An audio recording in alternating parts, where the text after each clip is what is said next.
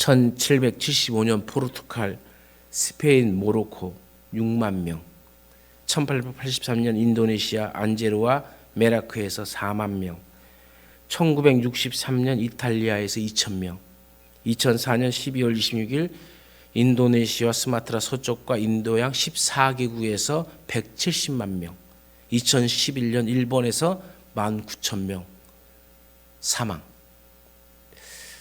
공통적인 재앙이 뭘까요? 알다시피 쓰나미라는 겁니다. 이 쓰나미는 지진이나 화산 폭발로 인해서 땅이 지각의 변동을 일으키면서 바다로부터 해일이 일어난 거죠. 크게 해일이 일어나갖고 육지를 덮어버리는 겁니다.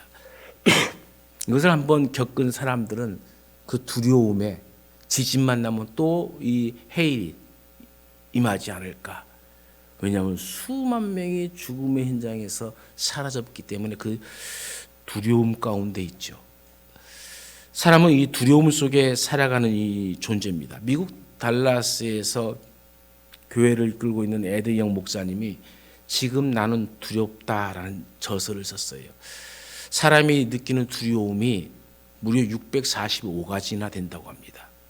사람마다 그 두려움의 양상이 다르고 또 다른 사람들은 두려워하지 않는 일인데 어떤 사람에게는 두려움으로 그것도 공포로까지 다가오는 경우가 있다고 합니다.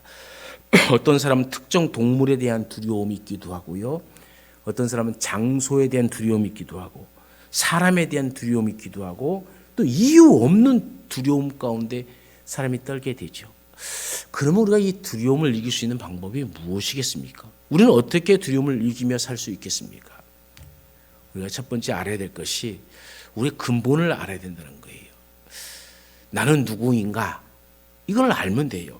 1절 말씀에 보면 야곱은 이삭의 아들로 태어날 때 가졌던 옛 이름이고 이스라엘이라는 이름은 하나님을 만나 씨름하다 받은 야곱의 새 이름이죠.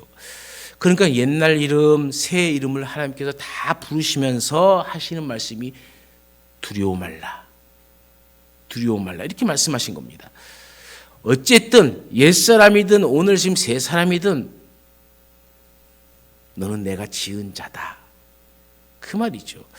불안하지 않든 불안하든 잡혀있든 잡혀가지 않았든 예수님을 믿는 성도라면 내 근본, 나는 누구인가? 나는 하나님의 자녀라는 이 사실을 잊지 말아야 됩니다. 하나님이 나의 아버지시고 나는 하나님의 자녀라는 그 믿음을 가지시고 또 천군 천사가 그러기 때문에 나를 보호하고 있다는 사실을 믿으시길 바랍니다. 두 번째는 우리가 얼마나 소중한 존재임을 알아야 돼요. 1절 말씀에 내가 너를 구속하였고 내가 너를 지명하여 불렀나니 너는 내 것이라 말씀하셨죠. 4절에는 내가 내 눈에 보배롭고 존귀하다라고 말씀하셨잖아요. 내가 너를 사랑한다라고 말씀하고 있잖아요. 얼마나 하나님이 우리를 향한 이 사랑의 표현입니까? 우리가 얼마나 소중한 존재임을 하나님이 밝히 드러내며 우리에게 알려주시는 말씀이죠. 구속했단 말은 대신 값을 치르고 사셔서 구원하셨다는 뜻입니다. 팔려가는 노예를 산 다음에 해방시킨 것과 같이 예수님께서 자기 피로 우리를 사셨어요. 그러므로 우리는 하나님의 것이고 하나님은 우리를 참으로 소중히 여긴다는 것을 명심해야 됩니다. 세 번째는 두려워하지 말아야 될 세 번째는 뭡니까? 하나님이 함께 하시기 때문이에요. 내가 물 가운데로 지날 때에 내가 함께 할 것이라. 강을 건널 때 물이 너를 침몰하지 못할 것이며 내가 불 가운데로 지날 때 타지 아니할 것이요 불꽃이 너를 사르지도 못하리니 대저 나는 여호와 내 하나님이요 이스라엘의 거룩한 이요 내 구원자임이라. 예수님의 이름이 뭡니까? 임마누엘이죠. 하나님이 함께 하신다라는 뜻입니다. 사람은 하나님께서 함께 하시기 위해서 창조된 피조물입니다. 그러니까 인간은 하나님을 바로 모시기 전에는 참된 안식을 누릴 수가 없다는 말이 되어집니다. 사드락과 메삭과 아벳느고를 보세요. 그렇게 포로로 잡혀간 이 바벨론에서도 담대하게 불 속으로 들어갔던 이유가 무엇입니까? 하나님이 함께 하심을 믿었기 때문입니다. 예수님께서 승천하시기 전에 내가 세상 끝날까지 너희와 함께 하리라 분명히 우리 가운데 약속하셨습니다. 우리가 늙어서 백발이 된다 하더라도 주님은 언제나 우리와 함께 하실 줄로 믿습니다. 그러면 큰 두 번째로는 하나님은 우리가 인생의 이 폭풍을 만났을 때, 두려움이 다가올 때 어떻게 대해 주십니까? 그 첫 번째, 하나님은 우리를 버리지 않고 구속해 주신다라고 얘기합니다. 하나님이 이스라엘 백성들을 존귀하게 하였으나 이 이스라엘 백성들은 하나님의 말씀에 귀를 기울이지 않고 말씀을 따라 살아가지 않고 범죄하여 결국 하나님이 바벨론이라는 몽둥이를 들어서 그들을 징계하였습니다. 42장 25절 말씀 이하에 보면은 하나님이 이 우매한 이스라엘을 책망합니다. 남유다 백성의 완악함을 경고합니다. 바벨론 포로 생활 70년은 징계로 당하는 민족적 쓰나미를 일 수가 있겠죠. 이 전쟁으로 인해서 얼마나 많은 젊은이들이 죽었겠습니까? 얼마나 많은 가정이 파괴되었습니까? 얼마나 많은 여인들이 겁탈을 당했고 얼마나 많은 유아들이 포로로 잡혀갖고 평생 종노릇하며 살게 되었습니까? 논과 밭을 잃어버리고 포로로 잡혀가는 그들의 모습을 생각해 보십시오. 요나는 하나님의 말씀을 순종하지 않아 인생의 광풍을 만났고 요셉은 훈련으로 인생의 광풍을 만났습니다. 이후에 어쨌든 우리가 이 인생의 쓰나미를 만나 깊은 수렁에 있을지라도 하나님이 결코 그들을 외면하지 않고 여전히 사랑하신다는 겁니다. 하나님이 뭐라고 말씀하십니까? 우리 하나님께서 내가 너희를 구속하였다, 내가 너희를 지명하여 불렀다라고 얘기합니다. 우리의 연약과 죄악 때문에 죽을 수밖에 없는 우리였지만 하나님께서 독생자 예수 그리스도를 십자가에 내어 주심으로 그 대가를 지불하고 우리를 하나님의 사랑하는 자녀 삼아 주셨습니다. 하나님의 특별한 목적을 성취하기 위하여 지명하여 불렀다라고 얘기합니다. 내가 너를 지명하여 불렀다. 너는 내 것이다. 우리는 제품이 아니라 하나님의 걸작품이고 하나님의 자녀입니다. 여러분, 제가 어떤 처지, 어떤 형편에 있든지 하나님의 것이라는 이 사실을 항상 잊지 않기를 바랍니다.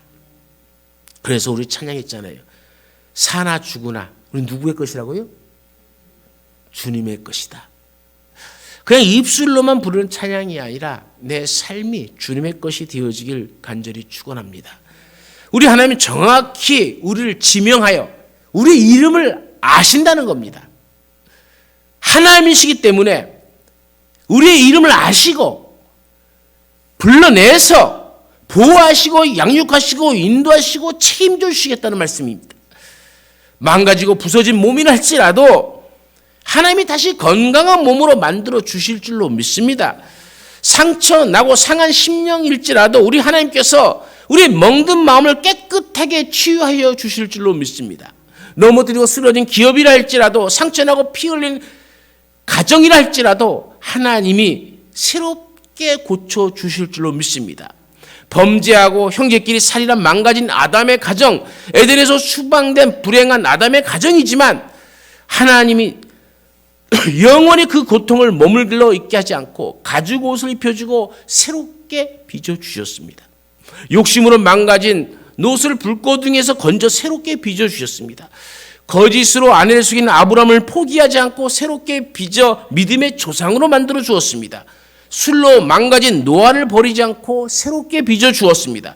간음으로 망가진 다윗을 버리지 않고 새롭게 해주셨습니다.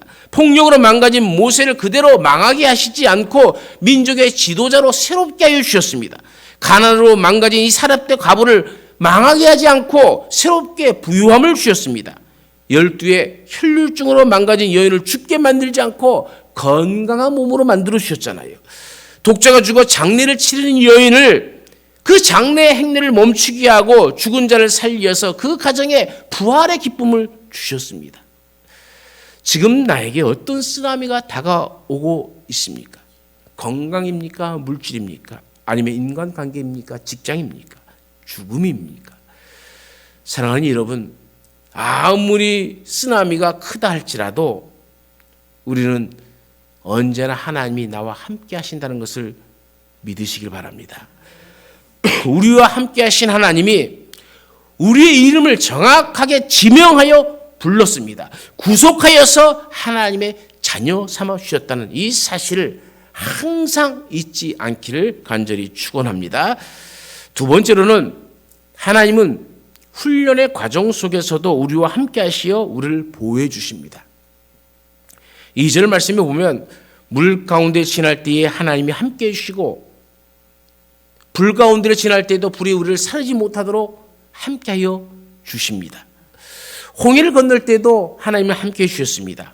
고난은 당하지만 쓰나미가 밀려오지만 하나님께서는 앞으로도 어떤 쓰나미가 어떤 고통이 어떤 역경이 온다 할지라도 여전히 우리와 함께 하시는 하나님인 줄로 믿습니다. 앞으로도 뒤로도 나아갈 수 없는 절박한 상황에 놓였다 할지라도 하나님께서는 홍해를 가른 것처럼 우리의 앞길을 활짝 열어주실 줄로 믿습니다. 여러분 보십시오. 제사장이 법궤를 메고 요단강에 들어가니까는 요단강이 갈라지지 않습니까? 말씀을 붙들고 나아가면 우리 이성으로 이해하려고 해도 이해할 수 없는 일들이 내 삶에 한 번도 경험해 보지 못한 신비한 일들이 하나님의 능력으로 우리의 삶을 이끌어 주실 줄로 믿습니다. 다니엘의 세 친구들이 믿음을 지키다가 풀무불 가운데 들어가지만 하나도 타지 않았습니다. 바벨론 포로라는 민족의 쓰나미가 몰려오는 현장 속에서도 하나님이 이렇게 너희와 함께 하시겠다고 보여주신 겁니다.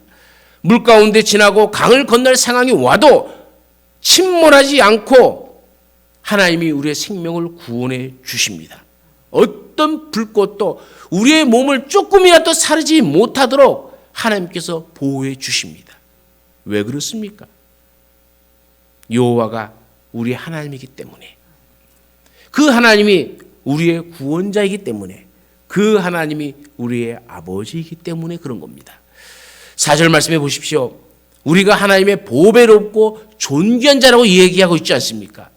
그 하나님이 우리를 사랑하시기 때문에 물 가운데서도 불 가운데서도 우리와 함께하여 우리를 지켜주십니다. 비록 지금은 바벨론 포로 생활을 하지만 영원히 포로로 사는 것이 아니라 애굽을 속량물로 주고 구스와 스바를 너 대신 주어서 이스라엘을 해방시켜 주시겠다고 언약을 다시 세우십니다. 인생의 폭풍과 쓰나미는 우리를 훈련시켜 하나님의 걸작품을 만드는 하나의 과정입니다. 때로는 질병이 찾아올 수 있고, 때로는 가정에 이혼의 위기가 올 수도 있고, 경제적 고난이 올 수도 있고, 때로는 원하지 않는 사고가 일어날 수도 있습니다. 불같은 시험을 당할 수도 있습니다. 그러나 지명하여 부름받은 사람들에게 다가오는 이런 위기는 우리를 더 정금처럼 만들어주는 과정인 줄로 믿습니다. 우리의 불순물을 제거하고 하나님의 강한 군사로 훈련시키는 과정입니다. 불필요한 것들을 다 제거하고 나면은 하나님께서 욥을 세워주신 것처럼 우리를 세워주실 줄로 믿습니다. 위대한 작품을 만들어가는 그 과정 속에 내가 있음을 깨달으시고 항상 그 은혜 속에 살아가는 우리의 삶이 되기를 간절히 축원합니다. 건강과 생명이라는 기독교 신앙 잡지가 있습니다. 이 책에 우리가 잘 아는 비타민C 박사라는 별명을 붙은 서울의대 이황재 교수님의 이야기가 실린 적이 있습니다. 이 이황재 교수는 부모님의 신앙으로 교회도 다니고 교회에서 교사도 했지만 신앙생활을 40년 동안 해오면서 하나님이 지으신 생명에 대한 섭리를 잘 이해하지 못했습니다. 창세기 말씀은 너무 재미없었고 성경을 통독하라고 하면 의무적으로 그냥 읽고 지나쳐버렸어요. 그런데 결혼 9년 만에 시험관 수정을 통해서 얻은 하나밖에 없는 딸아이가 교통사고로 죽음의 위기에 처했답니다. 4년 6개월 된 아기, 우리나라 나이라면 6살입니다. 이 어린 아이의 몸 한가운데로 중형 승용차가 지나가 버린 거예요. 이 중환자실에 놓아둔 채 집으로 돌아와서 이 이왕재 교수는 밤새 눈물을 흘리며 기도했답니다. 40여 년을 살면서 그때만큼 간절히 기도해 본 적도 없다고 그래요. 기독교 동료 교수들이 같이 기도하고 서울대 의대를 중심으로 한 기독교 동문들이 같이 기도했습니다. 그런데 기적이 일어났어요.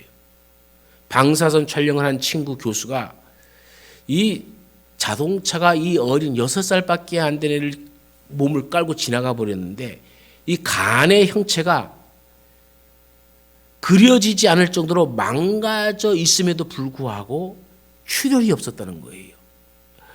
이거는 기적이다. 어떻게 이럴 수가 있냐? 담관이 파열되어 담즙이 혈액으로 흘러 들어갔을 텐데 몸에는 아무 이상이 나타나지도 않았다는 겁니다. 폐와 심장까지도 큰 손상을 당했는데 자동차 압박에 이 짓이겨진 이 간이 2주 만에 완전히 새로운 모습으로 재생되어 버린 거예요. 자신이 직접적으로 이러한 것을 체험하다 보니까는 의사로서 자기가 가지고 있던 기적, 그거는 비논리고 비합리성이야, 말도 안 되는 얘기다라고 했던 자기의 모든 시비거리들이 자기 자신에서 완전히 사라져 버리더라는 거예요. 교만하기 쉬운 이 지식 집단인 서울대 의대 교수들에게까지 하나님의 살아계심이 일일이 다 증거되어지는 사건이 되었습니다. 부족하기 짝이 없는 자신에게 살아계신 하나님은 분명하고 확실하게 우리의 삶을 지키고 계시다는 것을 깨닫게 해주는 계기가 되었습니다. 소극적인 신앙이 이제 간증의 신앙인으로 바뀌었습니다. 가족만을 위해 기도하던 이 신앙이 어려운 사람들을 위해서 기도하는 신앙으로 바뀌었습니다.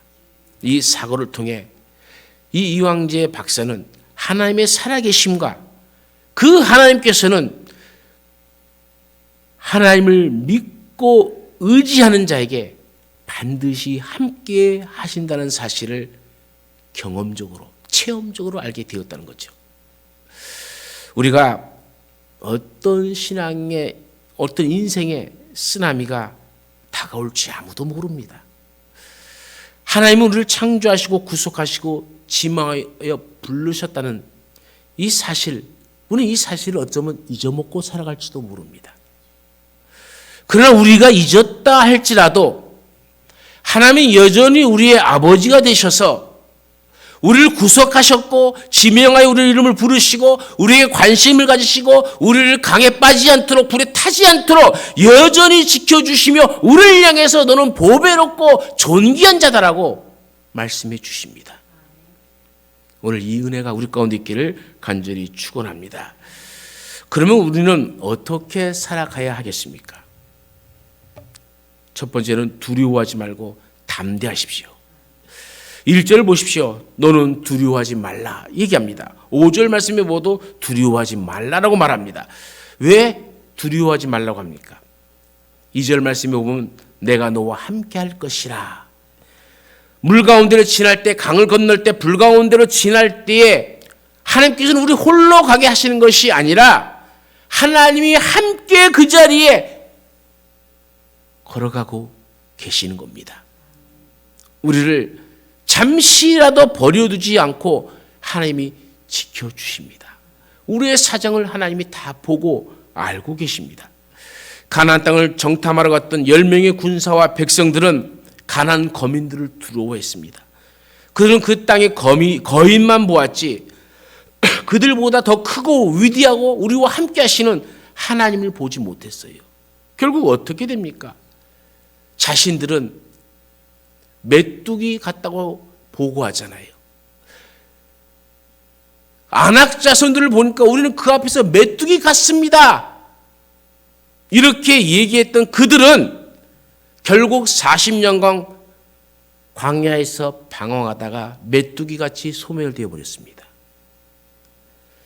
인생의 쓰나미가 다가올 때 그 문제를 풀려면 먼저 두려움을 제거시켜야 됩니다.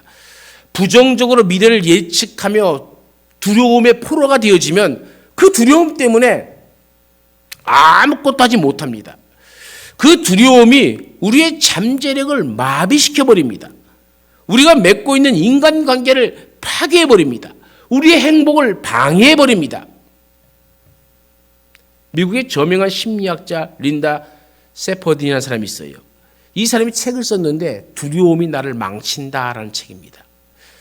두려움은 사람을 수동적으로 소심하게 만들고 늘 경계심을 품게 하고 불안하게 하고 자신이 없게 하고 매사에 비판적이어서 결국 그 두려움이 자기 자신을 다 망친다는 겁니다. 이 두려움의 95%는 상상적 두려움이라고 해요. 일어나지 않는 미래를 두려움으로 해석해버리는 겁니다. 그 두려움의 노예가 되면은 인생의 쓰나미는 해결할 길이 없습니다.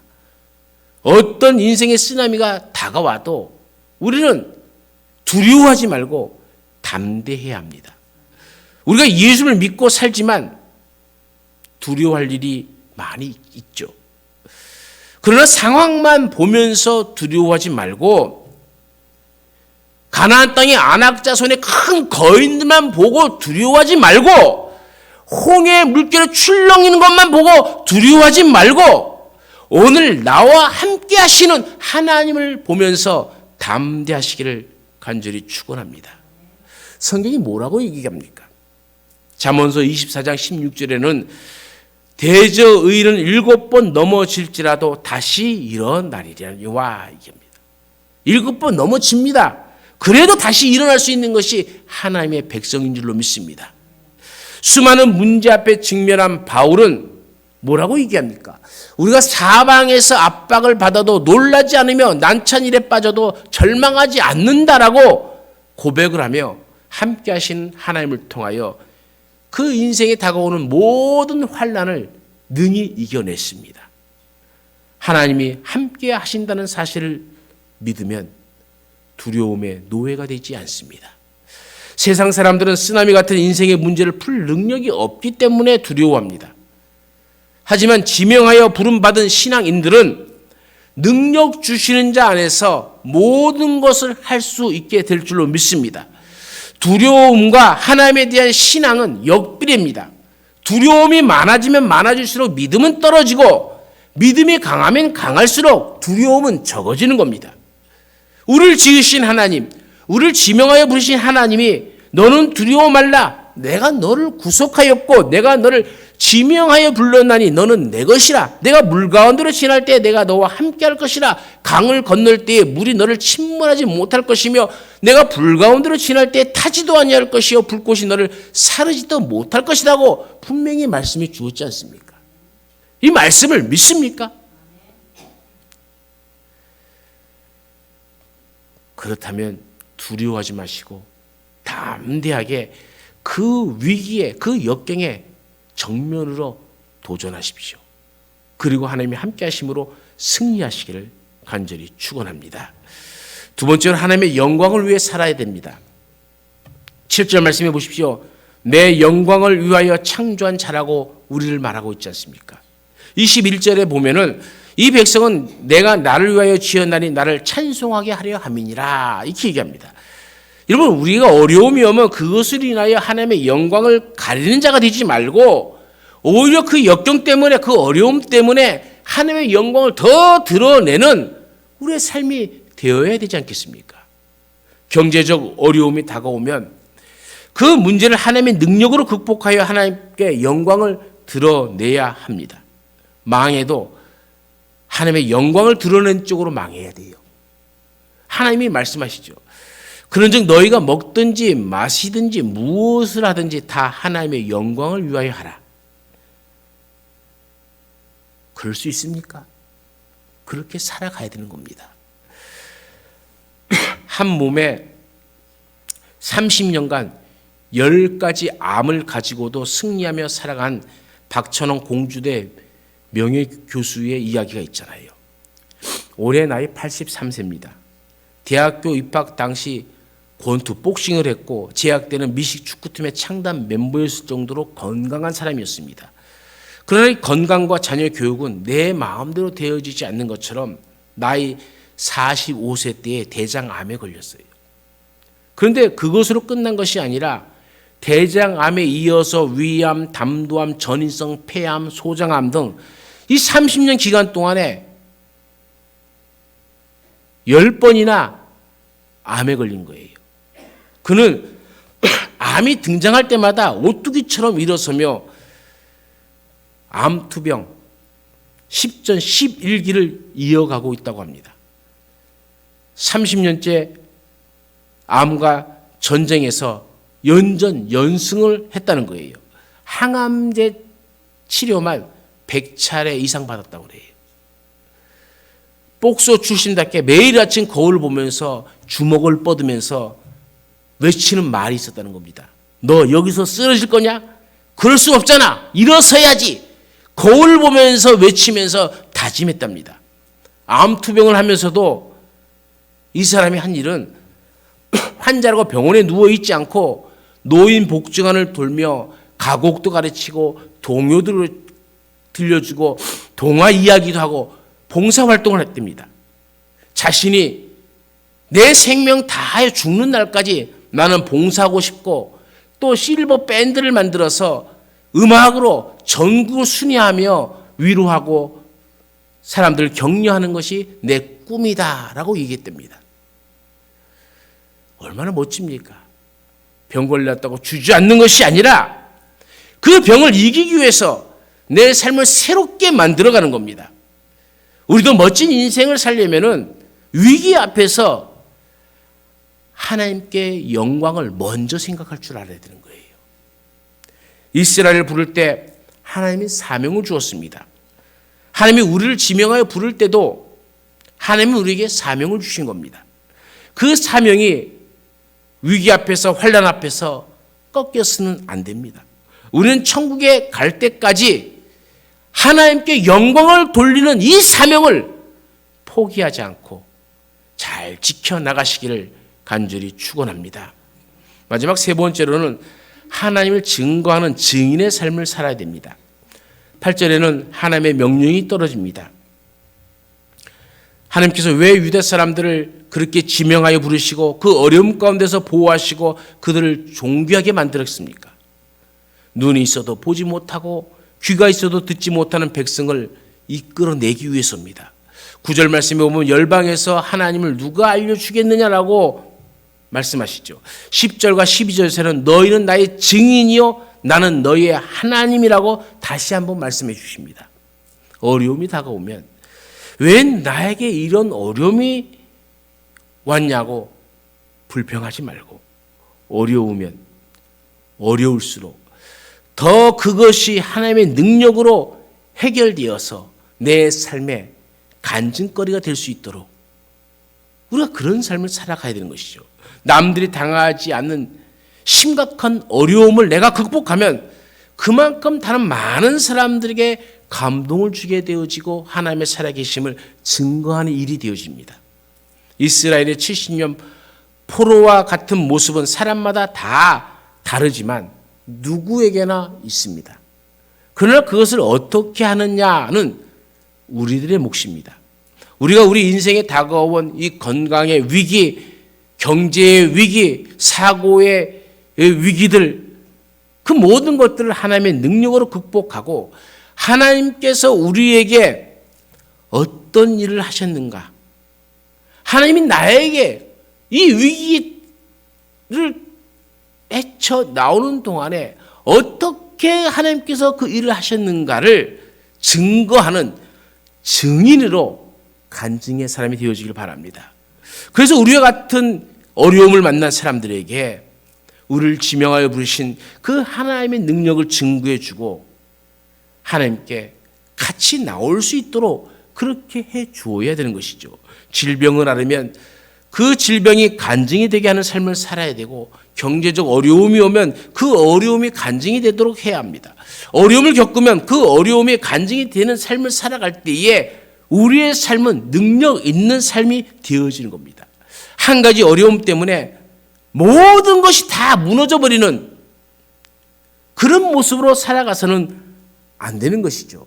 내가 당한 이 어려움, 위기가, 그 역경이 하나님의 살아계신 증거가 되어져야 됩니다. 나사로를 보십시오. 나사로는 병들어 죽었습니다. 그러나 예수 그리스도의 능력으로 다시 살아났습니다. 어떤 일이 벌어졌습니까? 죽었다 살아난 나사로 때문에 수많은 유대인들이 예수님께로 돌아왔습니다. 인간의 힘으로 안 되는 것을 하나님의 능력으로 된다는 사례를 만들어 그 하나님을 간증하는 자가 되지 않았습니까? 인간 의학으로 불가능하다고 해도, 인간의 과학으로 일어날 수 없다고 해도, 우리 청년 실업의 문제가 어렵다 할지라도, 우리 경기의 침체가 문제가 된다고 하더라도 얼마든지 하나님은 지명하여 부름받은 사람들을 통해서 그 문제를 극복하여 살아계신 하나님의 능력을 증거케 하십니다. 남편을 5이나 두었던 수가성 여인을 보십시오. 남편을 5 정도로 두었다면 이 여인의 인생에 얼마나 많은 역경과 쓰나미가 있었겠습니까? 마음의 상처는 이루 말할 수가 없었죠. 그런데 그녀가 예수님을 만났습니다. 그리고 치유를 받았습니다. 그 그녀는 어떻게 되었습니까? 창피해서 시원한 날씨에 물길로 나오지 못했던 여자, 그래서 정오에 떼약볕이 아무도 다니지 않는 그 시기에 물길로 잠시 왔다가 도망가지 사라져버렸던 이 여자가 예수를 만나 고침을 받은 이후에는 문을 활짝 열고 나아가 내가 메시아를 만났다라고 간증하며 다니는 여인이 되지 않았습니까? 여러분 가운데 인생에 역경이 있습니까? 어려움이 있습니까? 어떤 쓰나미가 있습니까? 우리가 어떤 인생에 힘든 일이 있다 할지라도 하나님은 우리를 버리지 않고 구속해 주셨습니다. 우리와 함께 하신다고 약속해 주셨습니다. 물 가운데를 가더라도, 불 가운데를 지나가더라도 그 불꽃이 우리를 사르지 못할 것이라고 말씀해 주셨습니다. 내가 너를 보배롭고 존귀하게 여긴다고 말씀해 주셨습니다. 지명하여 부름받은 우리입니다. 쓰나미 앞에 두려워하지 맙시다. 담대하십시다. 그 쓰나미를 통해서 하나님께 영광을 돌리는 우리의 모습이 되어집시다.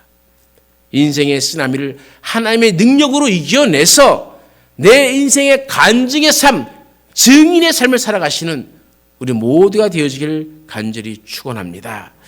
우리 잠시 통성으로 기도하겠습니다. 인생의 쓰나미에 허덕이며 그것만 바라보다가 망하는 어리석은 자가 내 모습은 아니었습니까? 그것 때문에 내 심정을 잃고 내 마음을 잃고 분내며 화내며 가정이 붕괴되어지고 이 하나의 어려움 때문에 수많은 어려움을 스스로 초래하며 살아갔던 내 모습은 아닙니까? 하나님을 찾지 못하고 떠난 삶을 회개하는 마음으로 두려움에 빠졌던 내 모습을 바라보면서 이제 하나님만을 바라보며 살겠습니다. 담대하게 살겠습니다. 하나님께 영광 돌리며 살겠습니다. 하나님을 증거하는 증인의 삶을 살겠습니다. 다 같이 통성으로 기도합니다. 거룩하신 하나님 아버지, 우리와 함께 하심을 감사함을 드립니다.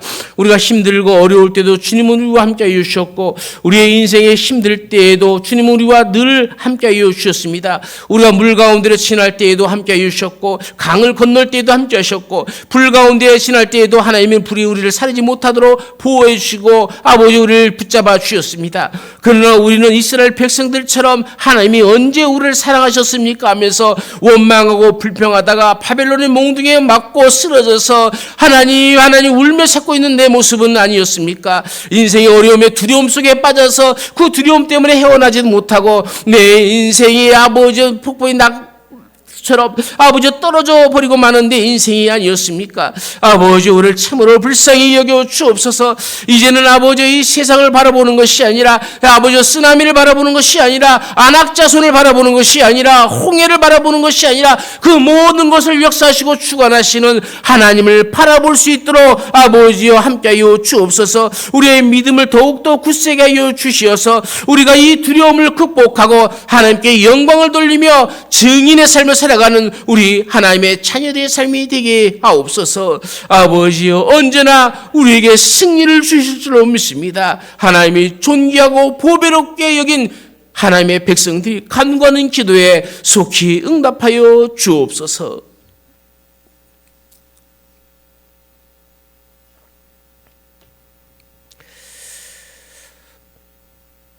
너는 두려워하지 말라. 내가 너를 구속하였고 내가 너를 지명하여 불렀으니 너는 내 것이라 말씀하신 하나님, 이제 우리가 세상을 바라보며 우리를 두렵게 하는 것들을 바라보며 믿음을 잃지 않게 하시고 오히려 더 믿음이 굳세어져서 하나님을 바라보며 나와 함께 하신 그 하나님 앞에 우리가 담대히 서서 그 두려움을 극복하고 하나님께 영광 돌리며 하나님의 살아계심을 증거하는 증인의 삶을 살게 하여 주옵소서. 언제나 함께 하시는 예수님의 이름으로 기도드리옵나이다. 아멘.